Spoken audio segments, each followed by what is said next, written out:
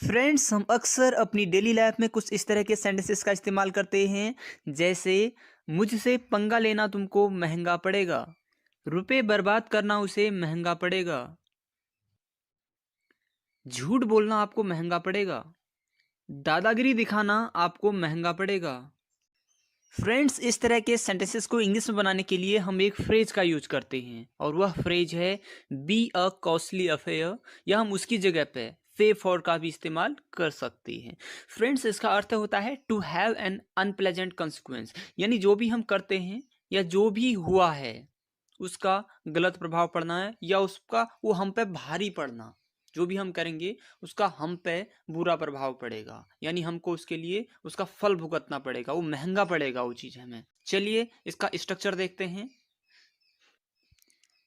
Friends, पहला वाला है बी अ कॉस्टली अफेयर का स्ट्रक्चर। सबसे पहले हम लिखेंगे it will be a costly affair for. It will be a costly affair for सारे सेंटेंसेस में सेम रहेगा।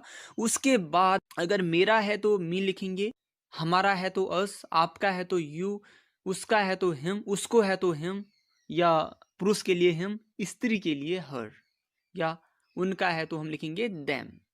उसके बाद हम लिखते हैं टू, उसके बाद वर्ब की फर्स्ट फॉर्म, उसके बाद ऑब्जेक्ट यानी रिमेनिंग पार्ट।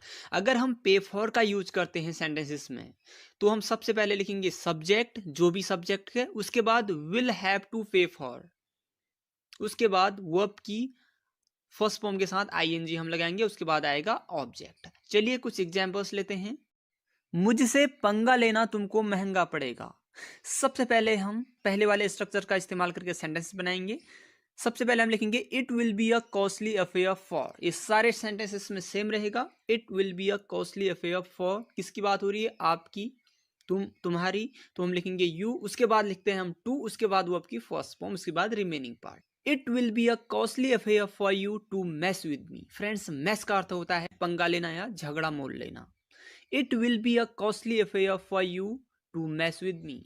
अगर हम पे फॉर का इस्तेमाल करते हैं सेंटेंस में तो हम सबसे पहले लिखेंगे सब्जेक्ट, सब्जेक्ट है आप तो हम लिखेंगे यू। उसके बाद हमें लिखना होता है will have to pay for, उसके बाद वो आपकी फर्स्ट फॉर्म के साथ आईएनजी, उसके बाद रिमेनिंग पार्ट यानी object. You will have to pay for messing with me. You will have to pay for messing with me, यानी मुझसे पंगा लेना तुमको महंगा पड़ेगा, रुपए बर्बाद करना उसे महंगा पड़ेगा। It will be a costly affair for him to waste money. It will be a costly affair for him to waste money. अगर हम पे फॉर का यूज करते हैं तो हम लिखेंगे he will have to pay for wasting money. He will have to pay for wasting money.